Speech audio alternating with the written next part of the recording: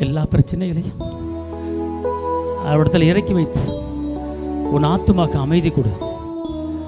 உன் ஆத்துமாக்கு அமைதி கொடுத்தா தான் உன் சரீரத்தில் இருக்கிற எல்லா உறுப்புகளும் சரியாக இயங்கும். உன் ஆத்துமாக்கு நிம்மதியை கொடுத்தா தான் உன் உடம்பு முழுவதும் பலனாக இருக்கும்.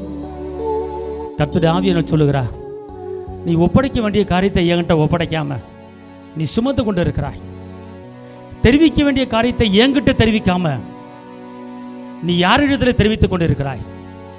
சொல்ல வேண்டிய காரியத்தை என்கிட்ட சொல்லாம நீ யாரிடத்தில் சொல்லிக் கொண்டிருக்கிறாய்.